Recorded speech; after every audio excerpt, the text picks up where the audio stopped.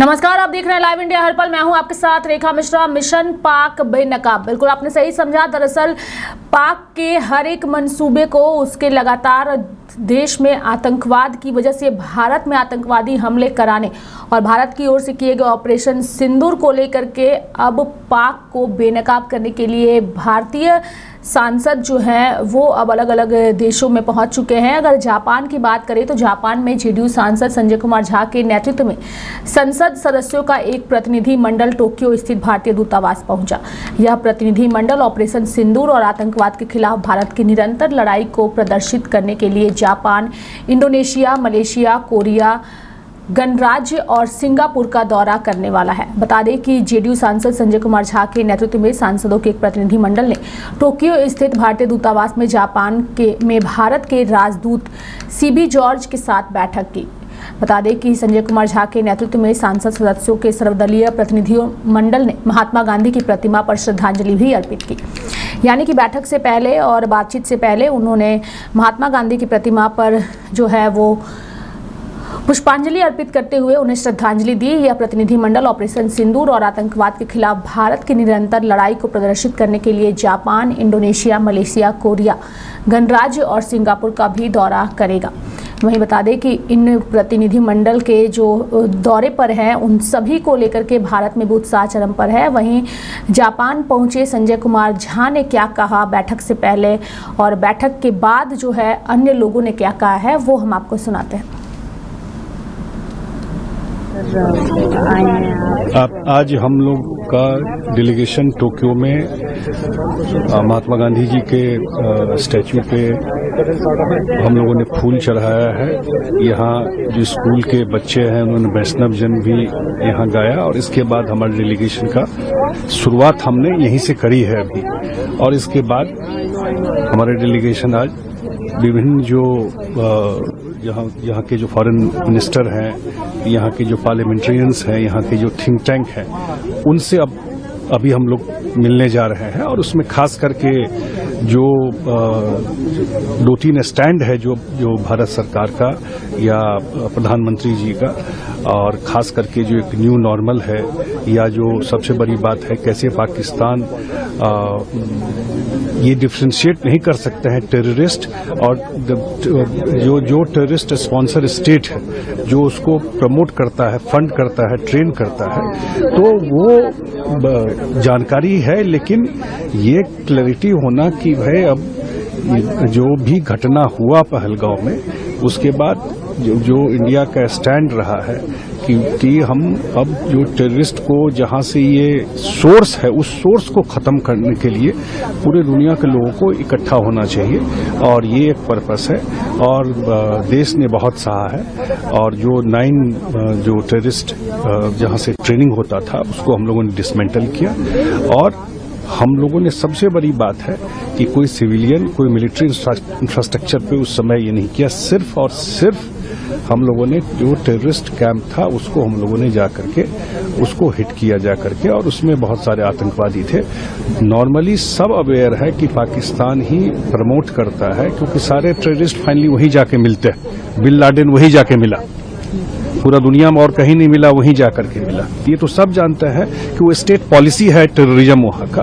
तो इसको सेंसिटाइज करना और ऑपरेशन सिंदूर जो हुआ है उसके बारे में बताना, न्यू नॉर्मल जो है कि इंडिया में अब चीजें जब टेररिस्ट एक्टिविटी इंडिया में होगा, क्रॉस बॉर्डर टेररिज्म होगा तो इंडिया अपने हिसाब से उसका जवाब देगा। तो ये सब चीजें हम लोग ब्रीफ करेंगे जाकर। एम्बेसडर से भी आज आपकी मीटिंग हुई, क्या डिस्कस हुआ उस मीटिंग में? एक हम लोगों ने इससे पहले हम लोगों ने एम्बेसी में एम्बेसडर के साथ बैठ करके जो हम लोग का अगला 3 दिन का यहाँ प्रोग्राम है उसमें अलग अलग किन लोगों से मिलना है, क्या होना है उसमें, ये एक डिस्कशन उनके साथ हुआ है। लेकिन जो देख रहे हैं हम जो लोगों से बात भी हो रही है तो ये एक लोगों में जरूर है कि जो इंडिया का स्टैंड है जो टेररिज्म को लेकर के उसको एक बड़ा सपोर्ट है लोगों का और टेररिज्म के खिलाफ जीरो टॉलरेंस रहे, ये अक्रॉस सब लोग मानते हैं। अब लार्जर चीज इशू ये हम लोगों को ये करना है कि सारा कुछ वहां के और खास करके जो उनके जो आर्मी चीफ तो उसको तो अभी कुछ और बना दिया, फील्ड मार्शल बना दिया। जिस एक वीक पहले जिस हिसाब का लैंग्वेज उन्होंने यूज किया है, तो वही तो लॉन्च पैड था पहलगांव का। कोई स्क्रिप्ट को सुने, किस भाषा में उन्होंने टू नेशन थ्योरी को बताया है, और कैसे जो एक जो सोसाइटी का एक वो होता है, तो अगर एक आर्मी चीफ का ये भाषा होगा तो इमेजिन किस तरह का सोसाइटी को उन लोगों ने बना करके रखा हो, किस तरह का वहां पर सरकार आर्मी मिल करके पूरा का पूरा स्पॉन्सर कर रही है चीजों को। तो मेरे ख्याल से बहुत ही अच्छा मूव है कि दुनिया भर में सेंसिटाइज करना भारत के स्टैंड को। देखिए, हम सब यहाँ 10 दिन के टूर में आए हुए हैं और हमारी टूर की शुरुआत एम्बेसडर साहब के ऑफिस से हुई। हमारे एम्बेसडर हैं जो जापान में कार्यरत हैं, उनकी पूरी टीम से हुई। हम जानना चाह रहे थे कि पहलगाम मैसेकर को लेकर जापान का क्या रवैया है, उसका दृष्टिकोण क्या है। अगर हम जान लेंगे तो हमारी जो बातचीत होगी जापान के लोगों के साथ या जापान के राजनीतिक लोगों के साथ, तो बहुत ही सुविधा होगी, और इसलिए आज बहुत ही विस्तारपूर्वक बातचीत हुई।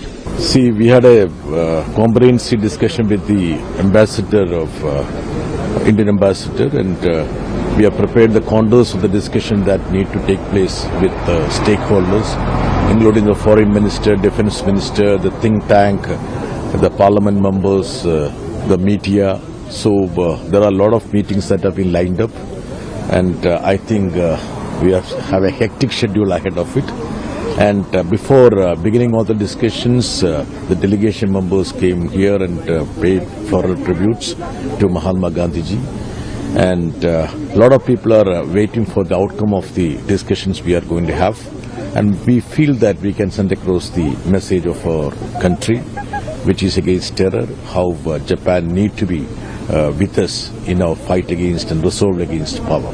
Whatever message the Prime Minister has given the nation and the global powers, we are going there and giving that message. As a first-term MP, as somebody who served in the forces, it's an honor and privilege for me to be taking Prime Minister's message, to be taking Bharat's message across the nations which I am going. And the Prime Minister has clearly stated India's position while his address to the nation, that terror and trade cannot happen together, terror and talks cannot go together, and blood and water cannot flow together. So India is very clear on its position. Pakistan is trying to create a propaganda, create a narrative across the world, which we are going to burst, and we are firm in this resolve of leading this fight against state-sponsored terrorism emanating from Pakistan. नहीं, देखिए, तकरीबन 7 delegation, timeline थोड़ा अलग अलग है, वो जा रहे हैं। मैं मानता हूं कि बीते कुछ वर्षों में सरकार ने जो फैसले लिए उसमें से एक ये खूबसूरत फैसला है। महत्वपूर्ण ये है कि जिन चीजों का संवाद हम दुनिया के अलग अलग देशों में करें, और उसके पीछे वजह है, मैं बार बार कह रहा हूं कि इस पहलगाम के बाद ऑपरेशन सिंदूर के पश्चात दुनिया के कई सारे दोस्त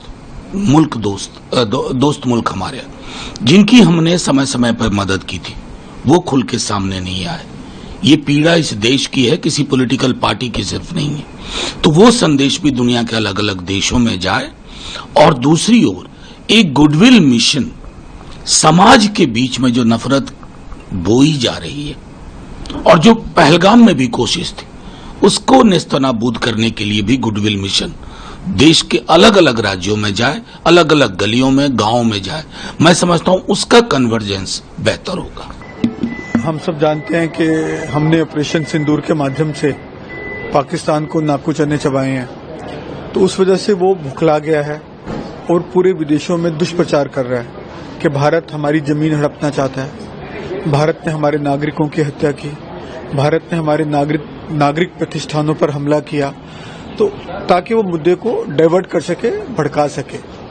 तो वही हम विदेशों में जाके बताना चाहते हैं कि भारत जो है एक शांतिप्रिय देश था, शांतिप्रिय देश है और शांतिप्रिय देश रहेगा। लेकिन हम पे उग्रवाद थोपा जाएगा, यहाँ पे युद्ध थोपा जाएगा, तो हम उसका कड़क जवाब देंगे, और वो हमने दिया है। अब 1971 में बांग्लादेश के विषय में हमारी लड़ाई हुई, पाकिस्तान से जंग हुआ, हमने एक बांग्लादेश पे हम चाहते तो हम कब्जा करके भारत के अधीन रख सकते थे, पर हमने ऐसा नहीं किया। हमने एक अलग इंडिपेंडेंट कंट्री बना दिया और सारी स्वतंत्रता उनको दे दी और एक नया देश उभर कर आया। तो भारत की तो ये नीति कभी भी नहीं रही कि दूसरे जगह पर कब्जा करें, दूसरे देशों पर कब्जा करें, किसी की जमीन पर कब्जा करें। हम क्यों करें? हम अपना बढ़िया कर रहे हैं, हमारी इकोनॉमी इतनी बढ़िया ग्रो कर रही है, हमारे लोग खुश हैं और खुशहाल हैं, पर कैपिटा इनकम तेजी से बढ़ती जा रही है। तो हमें इस तरीके के पड़पंचों में पड़ने की कोई जरूरत नहीं है। ये संदेश हम देना चाहते हैं पूरे विश्व को।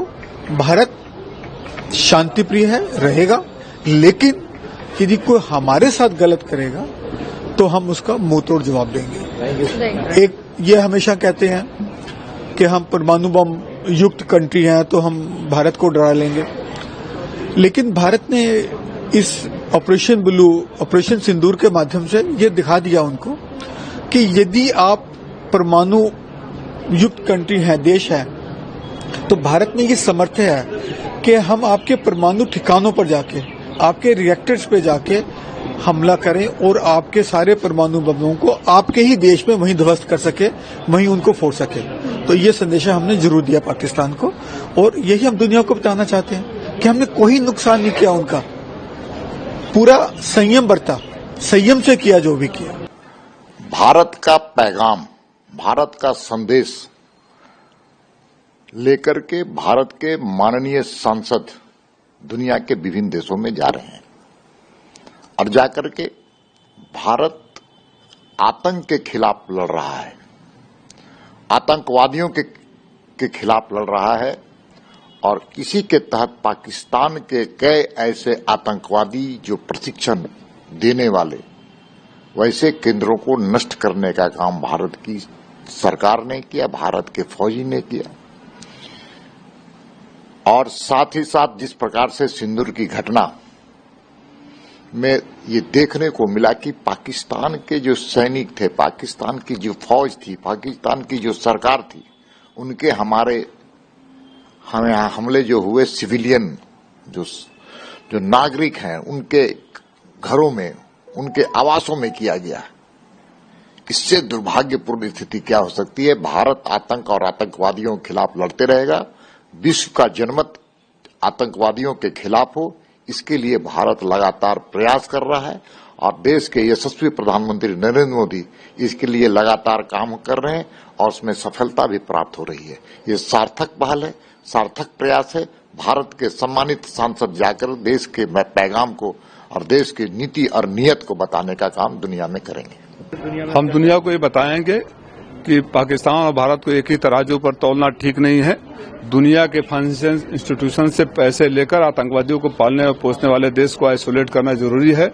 दुनिया को ये भी बताएंगे कि ये सोच भी ठीक नहीं कि अगर उनके देश में होता है तो आतंकवाद है, भारत में होता है तो भारत और पाकिस्तान के बीच का मामला है। हम पालगांव से लेकर सीज फायर तक सारे इंसिडेंट्स को विद प्रूफ दुनिया के मंच पर रखेंगे। Our objective is to take the message of India to different countries and to explain what has happened here and to and make the world understand what is the truth behind what has happened, and we have to resolve this problem, and the world has to stand together against terrorism. I think every country believes in that, and that is the message we are expected to take to the world also from India. Can IMF fund also be a talk? No, I don't want to get into details. I think all political parties from across the nation have come together to sending representatives. So India stands as one, and we go together to represent our country. देखिए, main मुद्दा तो हमारा है कि भाई जो पाकिस्तान का एक झूठा प्रोपोगेंडा पूरी दुनिया में ये लोग चलाते हैं, जो इनकी पुरानी आदत है, उसको एक्सपोज करना है और हमें अपना पक्ष रखना है। पूरी दुनिया समझती है कि आज टेररिज्म किसको पसंद है, पूरी दुनिया इसकी वजह से सफर कर रही है और पाकिस्तान तो जो है इसकी फैक्ट्री चला रहा है। सर, कांग्रेस सांसद विजय वड़टियार ने कहा है कि हमें पता चलना चाहिए कि क्या हुआ है पूरे मामले में, और ऐसी खबर आ रही है कि हमारे भी 3-4 राफेल गिराए गए हैं। देखिए, ये सब मिलिट्री रिलेटेड इश्यूज हैं और हमारे मिलिट्री के जो स्पोक्स पर्सन है इन्होंने अपना पक्ष रखा है। मेरा ख्याल है उसको वहीं तक रहने देना चाहिए। तो कांग्रेस सांसद जयराम रमेश भी कह रहे हैं कि पहलगाम के आतंकवादी अभी तक पकड़े क्यों नहीं गए। ये कोई लड्डू गोपाल तो है नहीं कि आपने मंदिर में जाके दर्शन कर लिए और पकड़ लिया। जो प्रोसेस है इसका, जो एफर्ट्स है वो सरकार ने किए हैं और कर रही है, और 100 से ज्यादा आतंकवादियों को मार दिया। आपको तो मालूम है ये सब। Thank you. तो जापान जो है वो पहुंच चुके हैं तमाम प्रतिनिधि मंडल। सांसद संजय झा के नेतृत्व में ये सांसद सदस्यों का प्रतिनिधि मंडल टोक्यो स्थित भारतीय दूतावास पहुंचा। और सबसे महत्वपूर्ण बात यह है कि अब पाक को पूरी तरीके से बेनकाब करने का काम ये लोग करेंगे। मेरे साथ फिलहाल अभी के लिए इस खबर में इतना ही, लेकिन जाते जाते हम आपको छोड़े जाते हैं बीकानेर यानी कि राजस्थान में, जहां पर प्रधानमंत्री नरेंद्र मोदी पहुंच चुके हैं। थोड़ी ही देर में वो कार्यक्रम को संबोधित करेंगे, लेकिन उससे पहले राजस्थान के जो नेता हैं वो फिलहाल मंच पर मौजूद हैं। सीधे हम आपको वहीं लिए चलते हैं।